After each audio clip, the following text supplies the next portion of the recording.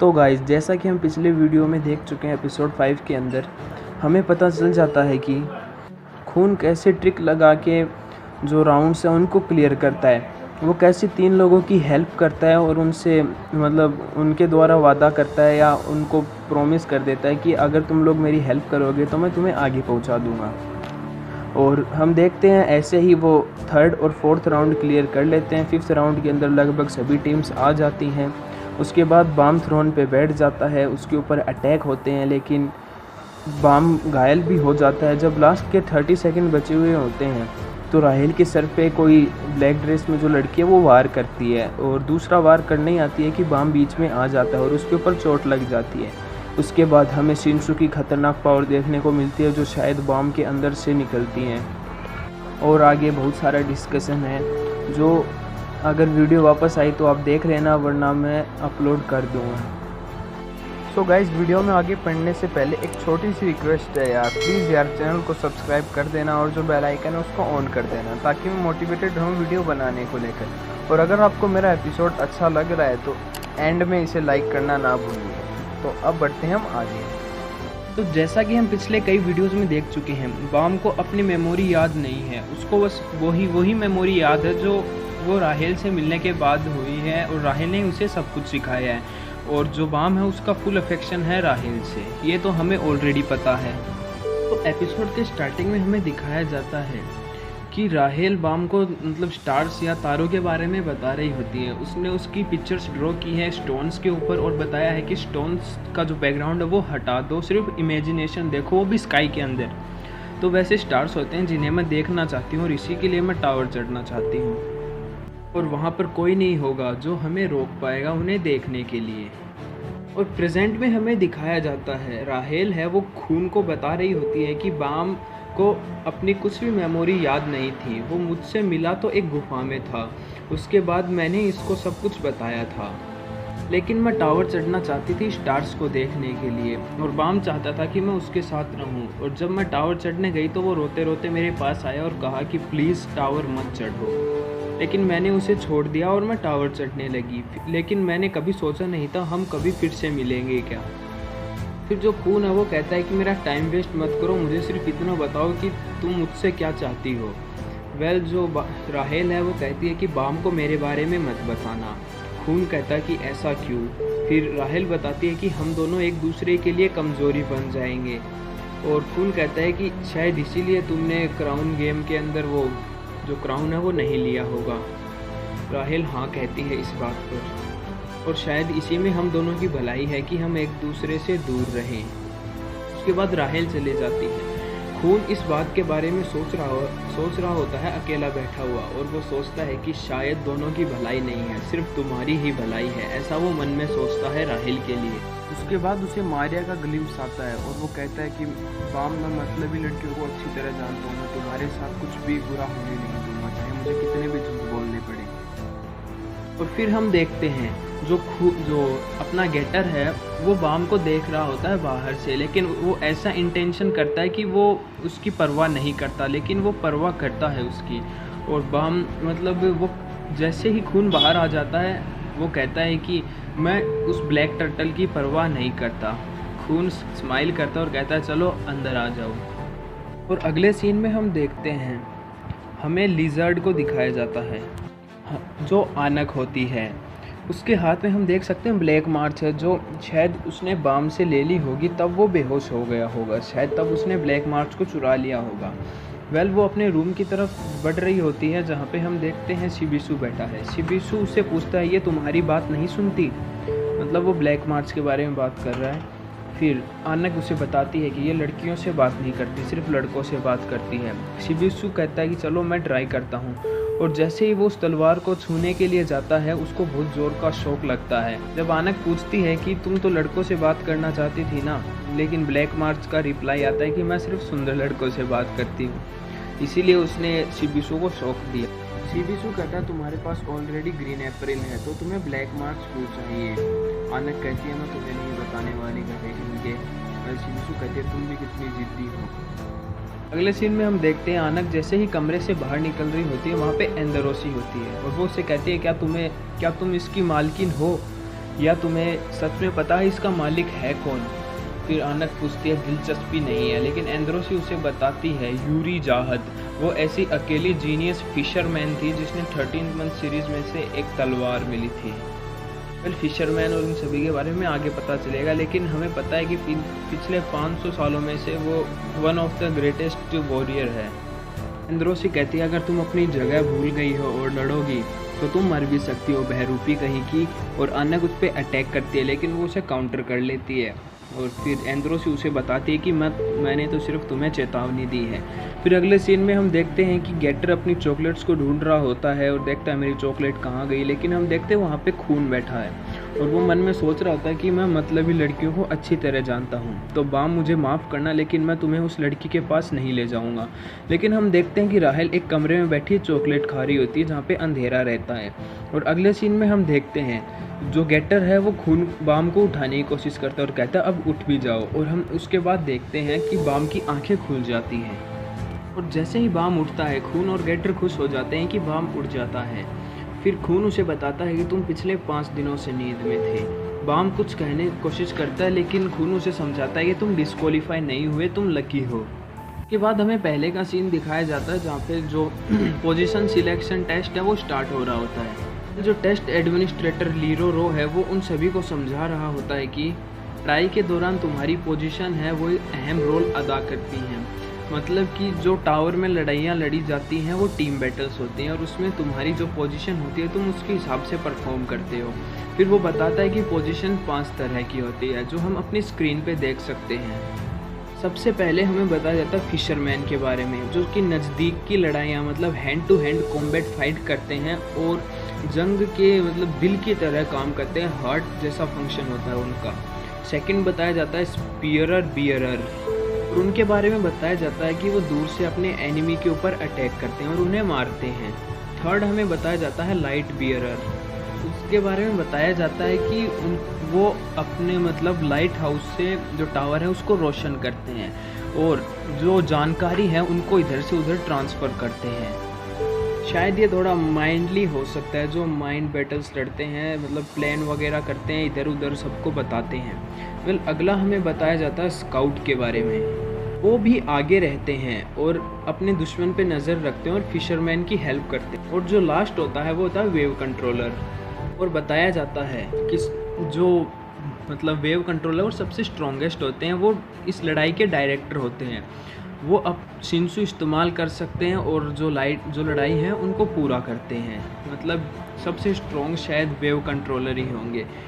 और फिर बताया जाता है जितने भी कैंडिडेट्स वहाँ पे बैठे हैं सभी को उनकी पोजीशन दी गई है और उसी के हिसाब से ट्रेनिंग और उनकी पढ़ाई होगी। लेकिन बाम क्वेश्चन करता है उन लोगों का क्या जो अभी जख्मी हैं। लीरो कहता है कि वो अपने चोट के जिम्मेदार खुद है, लेकिन जो ब्रैक मतलब जो अपना गेटर है वो पूछता है तो फिर बाम का क्या।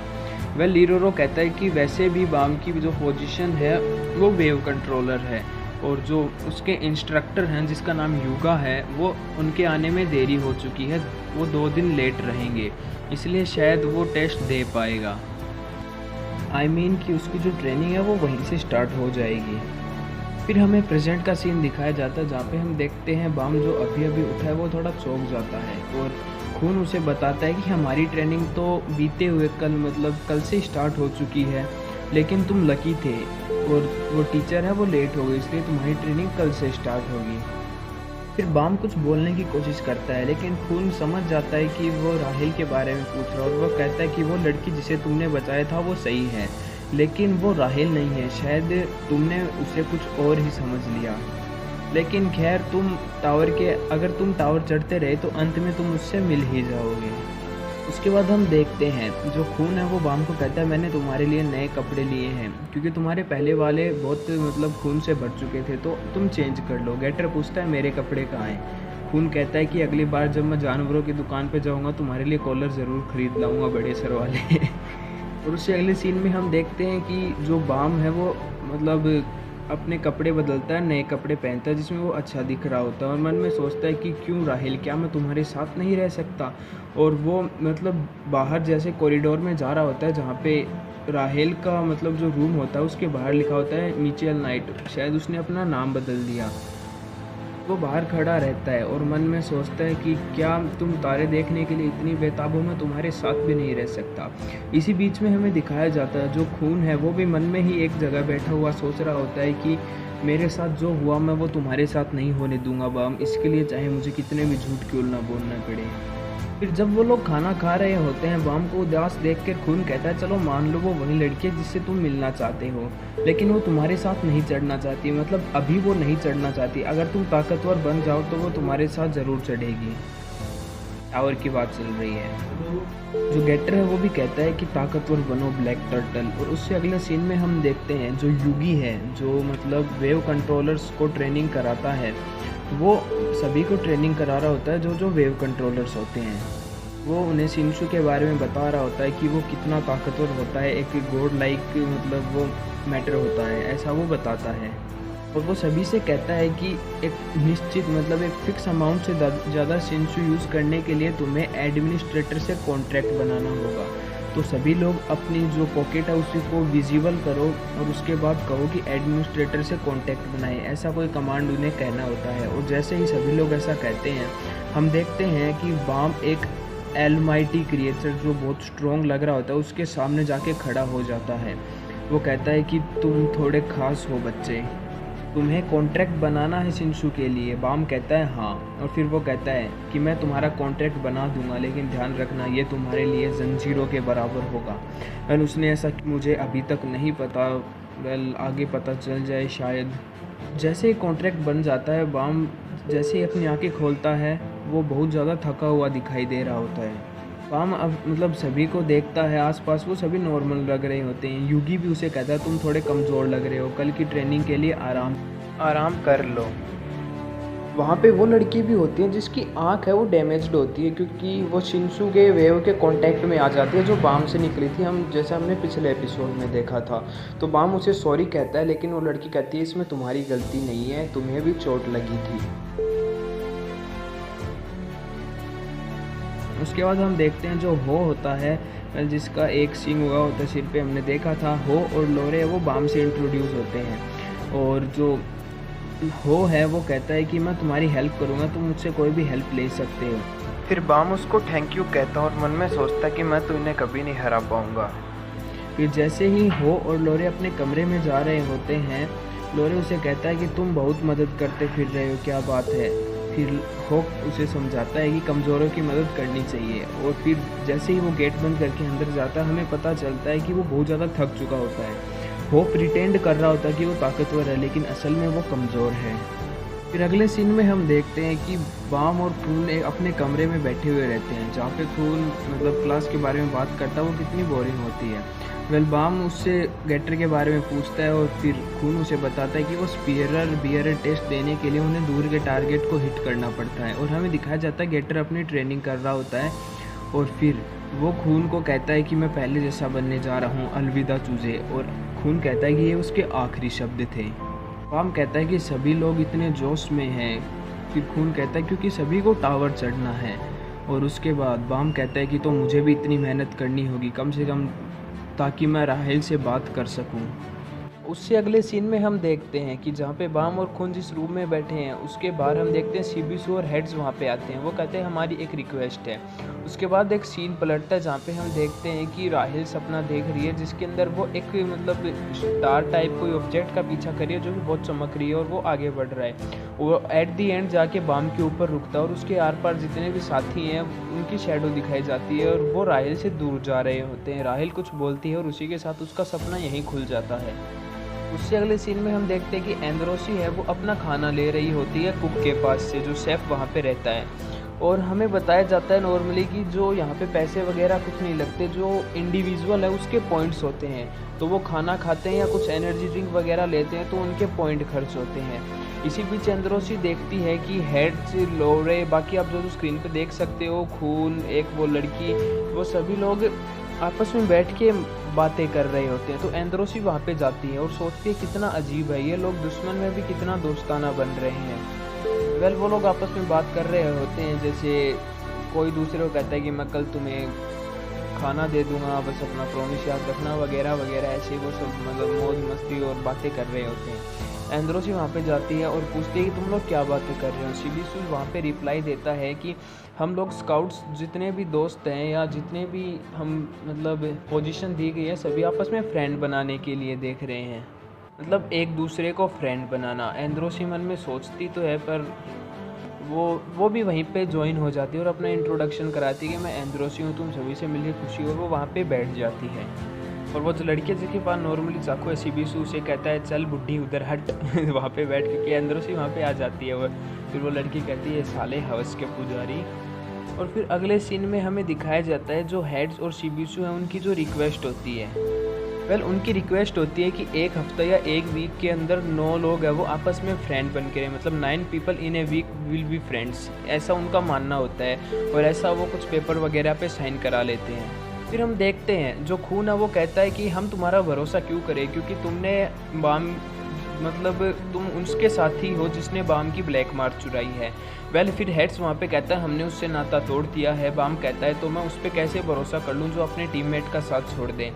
फिर वो हेड्स है उसको कहता है बदसूरत ईयरिंग तू क्या बोल रहा है। और ऐसे ही आपस में खून और जो हेड्स हैं उनकी लड़ाई होने लग जाती है। वो लोग लड़ने पे आ ही जाती है, लेकिन जो बाम है वो खून को कैसे न कैसे कन्वेंस कर लेता है और कहता है कि चलो दोस्त बन जाते हैं, क्योंकि जब तुमने मुझे पहली बार दोस्त बनने को कहा था तो मैं बहुत खुश था, तो प्लीज़ दोस्त बन जाते हैं ना। तो बाम जो खून है वो भी रेडी हो जाता है। तो इस तरह से वो सभी लोग आपस में दोस्त बन जाते हैं बाय कॉन्ट्रैक्ट। उसके बाद हमें प्रेजेंट का सीन दिखाया जाता है जहाँ पे वो लोग अभी बैठे हैं।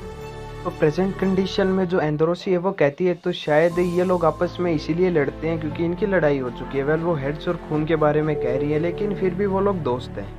बाम कहता है कि एंड्रोसी तुम भी हमारी टीम को ज्वाइन क्यों नहीं कर लेती, तुम भी दोस्त क्यों नहीं बना लेती।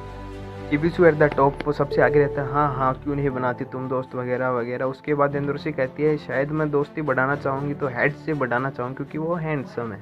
शिबिसु कहता है मैं भी दिल से बड़ा हैंडसम हूँ तो मुझसे दोस्ती बढ़ा सकती हो। एंड्रोसी कहती है सॉरी मैं नहीं कर सकता। वो पहले कहते हैं हमारी फैमिली में प्यार करना अलाउ नहीं है और एक लड़का और लड़की कभी भी दोस्त नहीं बन सकते। और इसी बीच हम देखते हैं कि वहाँ पे आनक आ जाती है और वो एंड्रोसी कहती है कि तुम लोग आपस में दोस्ती की बात कर रहे हो, मतलब वो सिर्फ एंड्रोसी से कहती है जहाद की राजकुमारी इतना नीचे कैसे गिर गई। सभी लोग शौक हो जाते हैं कि टेस्टिंग एरिया में 2 जहाद की राजकुमारियाँ हैं और खून सभी को बताता है कि सभी लोग रूल्स के अंडर में आते हैं इसलिए कोई बड़ी बात नहीं है। हम देखते हैं कि बाम है वो ब्लैक मार्च की तरफ देख रहा होता है जो कि आनक ने पकड़ी हुई होती है। आनक कहती है जी भर के देख लो मैं तुम्हें नहीं देने वाली। बाम कहता कोई बात नहीं, मैंने तुम्हारा सौदा स्वीकार किया था और जब मैं यूरी से मिलूंगा तो मैं उससे माफ़ी मांग लूँगा, शायद वो मुझे माफ़ कर दे। इसके बाद हम देखते हैं बाम है वो एंड्रोसी से पूछता है तो तुम लोग यूरी की बहन हो। एंड्रोसी कहता है कि हम लोग सगी बहन नहीं है, हम लोग जूतों की तरह हैं जो कि शो पीस के लिए बाहर रखे जाते हैं जहद के राज को मतलब किंगडम में। खून समझाता है कि जो अच्छी काबिल या जो जिनके पास बढ़िया स्किल्स होती हैं और जो बढ़िया फैमिलीज होती हैं उनके अंदर से जहाद की राजकुमारियों को मतलब अडॉप्ट किया जाता है और जहाद की राजकुमारियाँ बना दिया जाता है उनको। उनका कोई खूनी रिश्ता नहीं होता है पर वो आपस में बहनें होती हैं, वो शो पीस की तरह होती हैं और उन्हें मतलब जहाद के हर एक रूल्स को भी फॉलो करना पड़ता है। और एंड्रोसी भी यही सब बातें बताती है जहाद के किंगडम के बारे में। और इसी बीच हम देखते हैं एंड्रोसी की नज़र है वो राहिल की तरफ जाती है और वो मन में सोचती है कि राहिल भी एक बड़ी समस्या है। राहिल एप्पल खरीद रही होती है, वो भी सस्ते वाले, ताकि वो अपने पॉइंट्स को बचा सके। उसका जो अगला सीन होता है वो हमें ट्रेनिंग एरिया में दिखाया जाता है जहाँ पे ट्रेनिंग चल रही होती है जिसके रूल्स बताए जाते हैं। ये कोई ट्रेनिंग ना हो कि ये गेम होता है जिसके नियम ये होते हैं कि सभी लोग बहुत ज़्यादा हाइट के ऊपर है जहाँ पे गोल्ड रिंग्स सी बनी हुई है सरफेसेस के ऊपर, उनके बीच में बहुत ज़्यादा गैप है, आप लोग स्क्रीन पे देख सकते हैं। नियम है कि जब तक मतलब 8 लोग नहीं बचाते इतने सभी को गिराना है वहाँ से। एंड्रोसी पूछती है तो फिर सेफ्टी का क्या, अगर हम यहाँ से गिरे तो मरेंगे नहीं क्या। जो टेस्ट एडमिनिस्ट्रेटर के जवाब आ रहे होते हैं वो कहते हैं कि इतनी सेफ्टी है कि तुम लोग मरोगे नहीं। उसके बाद वो गेम स्टार्ट हो जाता है। सभी लोग आपस में लड़ने लग जाते हैं। जो आनक है वो डायरेक्ट हिट करने आती है एंड्रोसी के ऊपर। एंद्रोसी और आनक आपस में फाइट करती है। एंद्रोसी कहती है तुम पागल हो गया, तुम मेरे ऊपर अटैक क्यों कर रही हो जबकि तुम्हारे पास ग्रीन अप्रैल भी नहीं है और तुम एक असली राजकुमारी पे अटैक कर रही हो, बहरूपी कहीं की। आनक कहता है कि असली राजकुमारी जैसा कुछ नहीं होता, हम सब दिखावटी हैं। और उसके बाद वो लोग आपस में लड़ाई करने लग जाते हैं। उससे अगले सीन में हमें टेस्ट एडमिनिस्ट्रेटर की आवाज़ सुनाई देती है, जहाँ पे वो कहता है चलो अब टेस्ट दे रहे रेगुलर्स की जांच करते हैं। उसके बाद हम देखते हैं जो खून है वो मतलब कंप्यूटर प्रोग्रामिंग वगैरह कर रहा होता है। और वो कहता है क्या यार कितनी बोरिंग क्लास है, क्या ये बुड्ढों की क्लास है। और उसी बीच हमें दिखाया जाता है जो गेटर है वो अपने टारगेट को हिट कर देता है इन ए शॉट के अंदर, मतलब वो ट्रेनिंग करने में सक्सेसफुल रहा होता है या थोड़ा स्ट्रॉन्ग हो गया होता है। खून में भी शायद जो लाइट स्पीयर टीम है जो कि जानकारी इकट्ठा करती है उसका सदस्य है और वो सभी की जानकारी देख रहा होता है। इसके अंदर हमें पता चलता है जो मतलब बियरर जो बियरर है जिसमें गेटर है वो पास हो चुका होता है अपने टारगेट को हिट करने के लिए। खून सोच रहा होता है कि मेरे पास राहेल और बाम की इतनी जानकारी नहीं है, कितना अजीब है ये। और दूसरी तरफ हमें दिखाया जाता है कि राहेल भी उसी मतलब कंप्यूटर वगैरह पे लगी हुई है जैसे खून कर रहा है। और दूसरी तरफ बाम दिखाया जाता है, बाम अपना थोड़ा सा शिंशु कंट्रोल करना सीख जाता है। उसके बाद खून सोचता है कि मैं आनक जहद की जानकारी देखता हूँ। और वो जैसे ही आनक जहद की जानकारी देखता है उसे पता चलता है कि एक रैंकर बनने के बाद उसे मतलब राजकुमारी बनाया गया था जाहद का, लेकिन वो अभी भी टावर चढ़ रही है। लेकिन जैसे कि रिकॉर्ड्स बता रहे हैं वो अभी जिंदा नहीं है, ये कैसे हो सकता है। इसी बीच हमें दिखाया जाता है एंद्रोसी अपना जो हथियार है, मतलब सभी को छड़ी दी गई होती है, वो आपस में लड़ाई के लिए वो छड़ी को फेंक देती है और कहती है कि मैं तुम्हें बढ़त दे रही हूँ। और वो भागने लगती है और आनक उसका पीछा करती है। एंद्रोसी कहती है कि मैं मर्दों का इस्तेमाल करके उन्हें फेंक देती हूँ, मैं कितनी पापी औरत हूँ, है ना आनक। आनक कहती है कि कमीनी भाग मत, अभी रुक जा, मेरे से लड़ाई कर। लेकिन एंद्रोसी कहती है पहले ग्रीन अप्रैल लेके आना, उसके बाद मुझसे फाइट करना, बहरूपी कहीं की। और उसके बाद कुछ कैंडिडेट्स को एंद्रोसी और आनक दोनों मिलकर नीचे गिरा देते हैं भाग दौड़ के अंदर। और फिर थोड़े टाइम के बाद मतलब एंद्रोसी कह रही होती है तुम मेरे लेवल की नहीं हो, वैसे लड़ाई करो। पर इतने में ही आनक अपनी छड़ी उसकी तरफ फेंकती है, लेकिन एंद्रोसी उसे डॉज कर लेती है। लेकिन इसी बीच हम देखते हैं कि वो शिंशु का थोड़ा यूज़ करके एक ग्रिप जैसा मतलब किक अटैक बनाती है, एकदम स्लाइड करते हुए आती है एकदम ग्रिप के साथ। एंद्रोसी है ना वो सोचती है कि उसने शिंशु के इस्तेमाल से अटैक किया है। फिर वो उसके ऊपर अटैक करने वाली होती है, आनक एंद्रोसी पर अटैक करने वाली होती है, लेकिन एंद्रोसी जो है वो आनक के अटैक को डॉज कर लेती है और उसे मतलब वहीं पे गिरा देती है। मतलब पत्थर वगैरह चट्टान वगैरह टूट जाती हैं, थोड़ी बहुत दरारें दिखने लग जाती हैं। कितना खींच के मारा होगा। एंद्रोसी कहती है कि मुझे पता था तुम आनक नहीं हो, तुम आनक की बेटी हो। और उसके बाद हम देखते हैं आनक की बेटी को अपनी मेमोरीज याद आती हैं, जहाँ पे पता चलता है कि जो असली आनक है वो बहुत बड़ी और असली राजकुमारी है और जिसकी बेटी है, जिसका नाम मतलब ये जो आनक बनी हुई है ये असली आनक की बेटी है। जैसा कि हमें पता चला है जाहद की राजकुमारियों को लव या फ्रेंड वगैरह बनाना अलाउ नहीं है, तो यार बच्चे तो बहुत दूर की बात है। दिखाया जाता है जो असली आनक है वो इस छोटी वाली आनक को बहुत प्यार से रखती है। उनके बीच का थोड़ा बहुत सीन दिखाया जाता है और एक मतलब लॉकेट सा दिखाया जाता है जिसके अंदर डायमंड होता है, जो कि इस जो बहरूपी आनक है उसके पास होता है। और असली आनक कहती है बहुत सुंदर है। एंद्रोसी उससे पूछती है कि उसने ऐसा रास्ता क्यों चुना जो इतना दुख भरा था। आनक कहती है कि माँ खुश थी, उनको कोई भी दिक्कत नहीं थी उनकी ज़िंदगी में। एंद्रोसी कहती है कि मैंने क्राउन गेम से तुमको जब से देखा था मुझे तब से कुछ शक था जिसे मैं पक्का करना चाहती थी, इसलिए मैं क्राउन गेम जीती नहीं और अब मुझे पक्का पता चल चुका है कि तुम आनक की बेटी ही हो। फिर आनक उसे बताती है कि माँ बहुत खुश थी, उन्होंने सब मतलब चिकन पाई कुछ डिश होती होगी वो बनाने वाले सबसे अच्छे कुक के साथ शादी की थी। वो खुशी खुशी रह रहे थे, लेकिन उनके जीवन का सबसे बड़ा दुख यही था कि उस कुक को किसी ने मार गिराया। उसने जिसे राजकुमारी कहते हैं, किसी राजकुमारी ने उस कुक को मार दिया, ऐसा हमें बताया जाता है। एंद्रोसी को भी थोड़ा बहुत शौक वगैरह लगता है। लेकिन हम देखते हैं कि जब आनक ये जो बहरूपी आनक है उसको अपनी मोम की मेमोरीज याद आ रही होती हैं, वो थोड़ा इमोशनल भी हो जाती है। लेकिन ये स्टोरी वगैरह बताने के बाद वो फिर से खड़ी होती है और कहती है कि मैं टावर एक ही रीजन से चढ़ना चाहती हूँ, मैं चाहत के हर एक आदमी, हर एक इंसान को मिटा दूंगी, जिससे मेरा बदला पूरा होगा और पहली तुम हो एंदरोसी। और इसी के साथ ही एपिसोड यहीं ख़त्म हो जाता है। आई होप गाइज आप लोगों को मेरा एक्सप्लेनेशन अच्छा लगा हो। अगर अच्छा लगा हो तो वीडियो को लाइक ज़रूर करना और कमेंट में ज़रूर राय देना कि आपको एक्सप्लेनेशन कैसा लगा। So thanks for watching guys. जय हिंद, जय भारत, वंदे मातरम।